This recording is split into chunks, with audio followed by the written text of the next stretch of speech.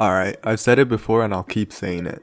Look, these videos take me a long time to record and edit, so if you could just consider subscribing, that would make my day. Now let's get on with the video. So remember last time when I said that I had all the materials to go challenge the Ender Dragon? Well, that was a lie.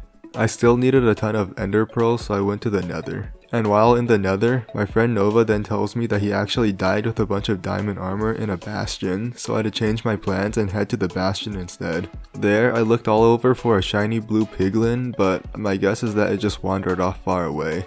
Well, anyways, to make up for the travel all the way there, I went around and looted the entire bastion. I got a few pig step discs and a bunch of golden iron and obsidian.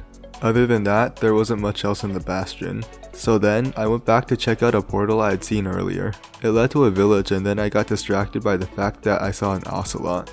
This led me on a wild goose chase to tame the ocelot, and for some reason it kept running away. I was so confused until I checked my inventory, and that's when I realized I was holding cooked cod instead of raw cod because my sword had fire aspect on it. Well, I ran back into the ocean to get myself raw cod this time, and after another 10 minutes, I finally tamed one. And then I tamed the second one shortly after so I could breed them. I didn't want them to die in the Nether, so I ran home through the overworld. On my way home, I found this really weird generation where there were 4 or 5 ocean ruins that spawned in a lake and on land. If anyone knows how rare this is, just tell me in the comment section. Well anyways, I wrote down the coordinates to it and continued going home.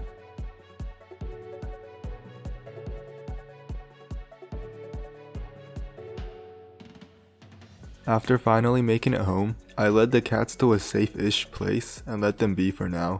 After that, I tested out the soul speed I got for a while and then headed off to the Nether to trade with piglins this time. I trapped one in a hole, and after spending way too much gold and getting way too many useless blocks, I finally got the ender pearls I needed, and I headed back to the overworld. At my house, I crafted the ender pearls I needed and headed off to search for the ender portal. After a bit, I was led all the way back to the village and I realized why there was another portal there. Well, I dug down and found the stronghold, and shortly after, I found the end portal room. But then I realized that this was a whole new portal and the other team haven't found this yet, which was kinda cool and all, but that meant that I did not have enough eyes of enders, so I had to dig a tunnel all the way back to the surface, and kill a few endermen. Thankfully, I had brought with myself extra blaze rods so I didn't have to go back home and get more. Well, I got the pearls and headed back to the portal room, filled up the remaining 3, and jumped into the portal.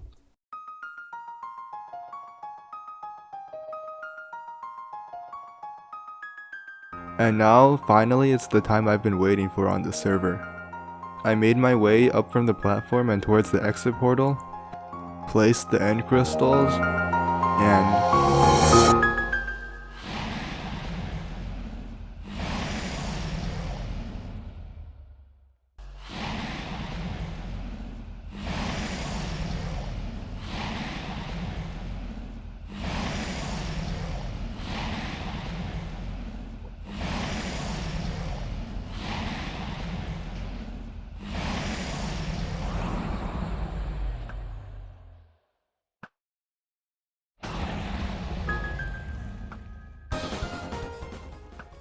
Alright, you don't know this, but this is actually my first time fighting the Ender Dragon legitimately. The first time was in one of my older videos, but that didn't really count because... Yo, that's a GG! We're cheesing the game, huh? You're doing more damage than he's dealing. Okay. Well anyways, now that I'm on my own, I had to do it right, so I started shooting at the crystals. After getting a few of them, the Ender Dragon started doing this perching thing and I had no idea how to deal with it. I stood there staring at it for a while until I remembered some kind of weird thing Dream does in his videos where he went underneath the dragon. Well, I failed at it and had to MLG it, which I made thankfully. That did make the dragon start moving again, so I started shooting again too. Well, it started perching again and I still had no idea how to deal with it. So I tried to approach it and it knocked me up again for a second time. This time I most likely would have died, but I'm just too good at this block game and I clutch it again. Well, the dragon's moving again, and so again I started shooting. It started perching for the 3rd time, but I was ready this time. I got underneath it and I got a huge chunk of its HP down. Just when I've almost got it, it somehow knocks me up again for a 3rd time, but I'm just too clean with it and clutch it again. Well, I hit my last 2 shots and there it is. I just evolved.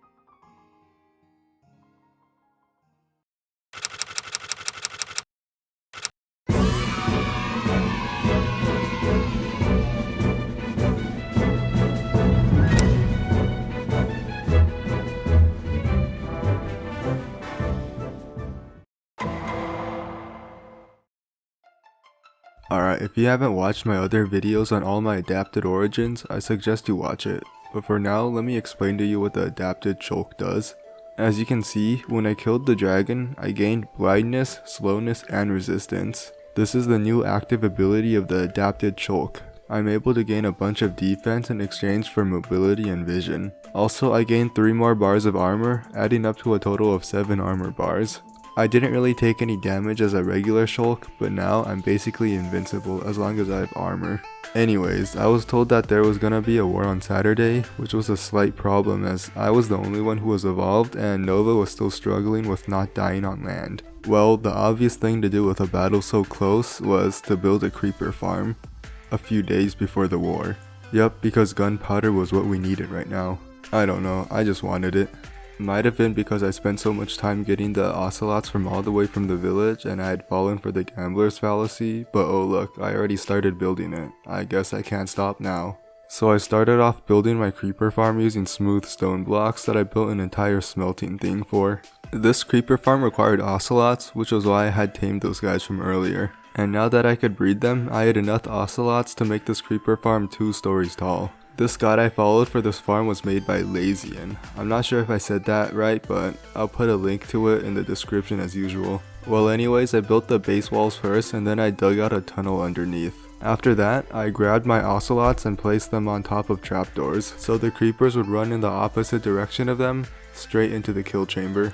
Next, I placed down carpets so the spiders wouldn't spawn. I'm not too sure if I did something wrong, but some spiders still spawned anyways. I needed a ton more wood to make trapdoors, so I went to the dark oak forest and did some minor deforestation there. I placed all the trapdoors down and built a second layer, doing the exact same thing. After spending an entire day building a creeper farm instead of preparing for the war, I made an AFK box in the sky and let it run. When I came back, I did get a decent amount of gunpowder, so I decided to leave it at that. My next plan was to go mining for more coal, but I got distracted by this group of pillagers that spawned randomly. Well, I killed them without much further thought, but I didn't realize that I had the bad omen effect on me while returning to my base. Because of that, when I got near my home, I triggered a raid because I had a villager trading hall just below my house. Thankfully though, pillagers only spawned on the surface, so I started my fight against the raid. It was really easy in the beginning, but as the raid went on, it didn't seem to be stopping and eventually they started spawning in evokers and ravagers. At first, they only spawned in one ravager and I boated to death easily, but they started spawning in both and I was taking heavy damage, especially from the evokers. It started getting dark and I didn't want to fight off the monsters and the villagers at the same time, so I went to sleep during the fight. Well, apparently I went to sleep right before the last raid, so I won and I got a few totems of Undying in the end and the hero of the village effect. I did absolutely nothing with the hero of the village, but I did start using the totems of Undying. They were useful because I couldn't hold a shield, so I might as well use the totems of Undying. Well, after that, it was really late, so I decided to go to sleep. The next day, I got online and decided to go mining for coal. We were running low on it anyways, but I wanted it for a different purpose. Well, when mining for coal, I still somehow managed to find diamonds, so that's pretty cool. After getting a few stacks and converting them to coal blocks, I headed back. At my base, let me show you why I wanted so much coal. I crafted up a bunch of fire charges and then turned those into max damage fireworks. Of course, I maxed out a crossbow to go along with it, and just shooting this makes me lag with all the particles. Well, I put that away and saved up fireworks over time to try testing it out during the war. I climbed up the AFK tower and waited there until Nova came online. Finally, when Nova got online, it was time for us to get him evolved. While he was getting ready, I found these skeleton horses, so I got those now, yeah. After that, we started heading towards the stronghold. We can actually get there relatively quickly through the nether, so it didn't take long. When there, we hopped into the portal and respawned the dragon. It was going fine in the beginning and we blew up all the crystals. Then Nova somehow misses the waterfall he placed himself and fell to his death. So I had to collect all his stuff and wait for him to get back to the end. And because he was a Merlin and someone had destroyed his bed, he had to run all the way from spawn to our base, brew up water breathing potions, and then come all the way to the end again. After waiting for way too long, he made it back. Unfortunately, this part wasn't recorded, so here's a hyper-realistic recreation of it.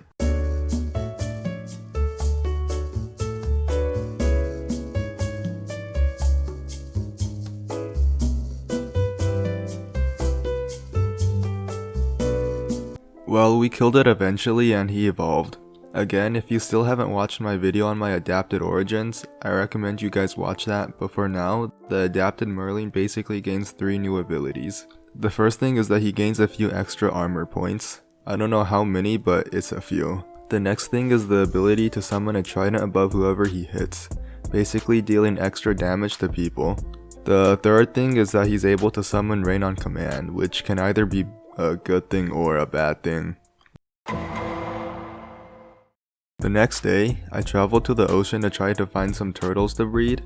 I found some and thankfully they were from the same beach, so I was able to get some eggs from them to hatch at my base. Well, I decided to continue on and explore the ocean for a bit, which was an absolute waste of time as I found nothing, but what can you do? I headed back to the base and started breeding the turtles. I got enough scutes to make a turtle helmet for Nova. After that, I went to the nether and farmed for a bit, just even more blaze rods. These blaze rods were all put towards making more fireworks, and that was that. The war day was approaching.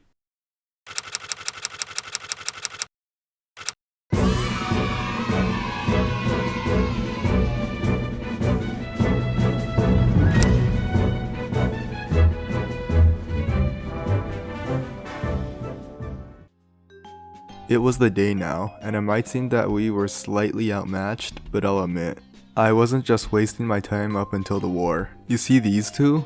Well, these two were my friends who didn't play on the server, but they were here for the fight. Let's rewind 3 days again.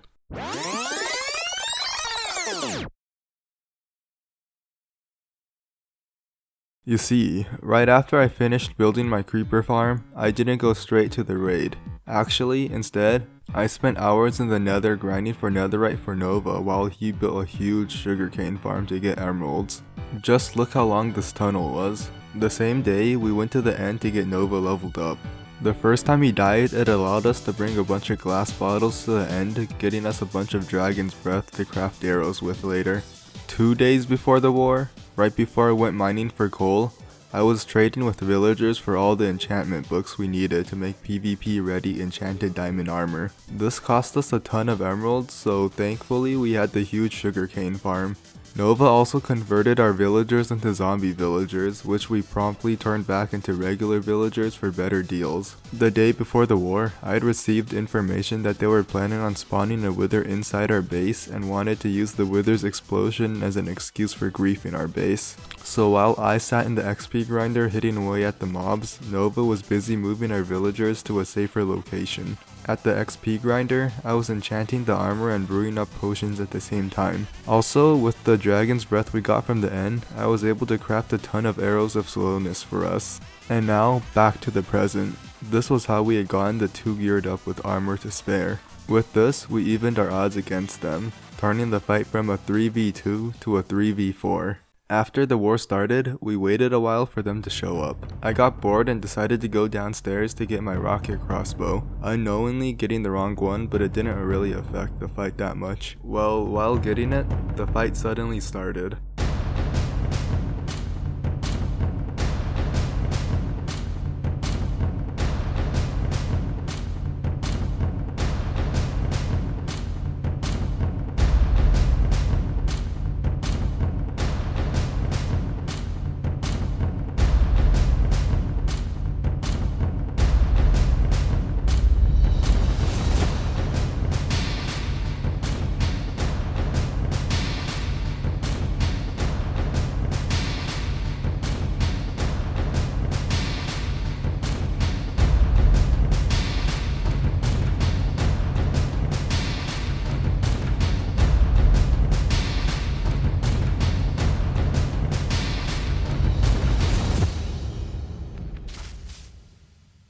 fight was going really well. Within the first 2 minutes, we had already popped 2 of their totems of undying. I went for McGrew's, but he was on his alt account and he could fly using the adapted Blazeborn, so he ran away. But then Nova, with all his experience in 1.16 PvP, somehow has no idea what it means when someone places down obsidian in the middle of a fight. He decides to run straight at 12 OAL and gets one shot by his end crystals. Well, that was the end of his fight, unfortunately.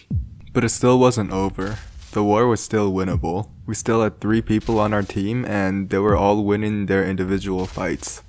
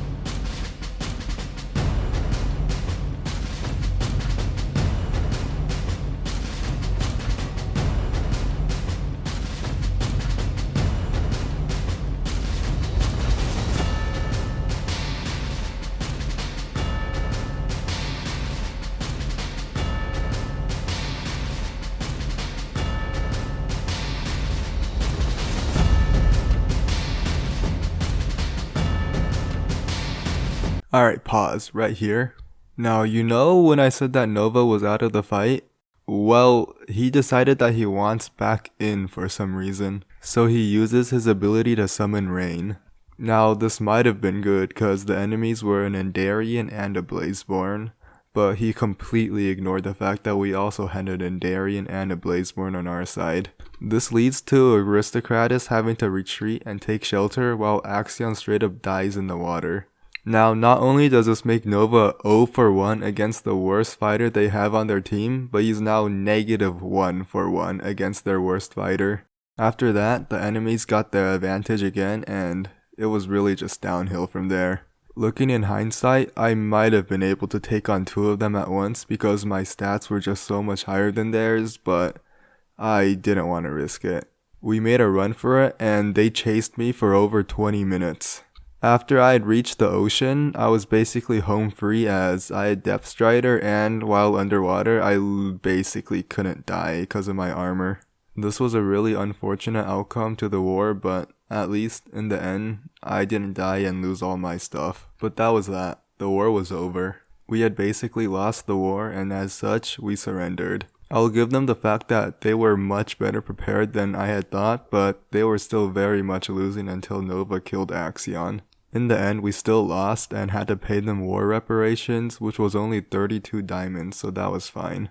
There was really nothing else we could do, so we signed a peace treaty and ended our conflict for the time being. And there it was, the end of the War of Dominance.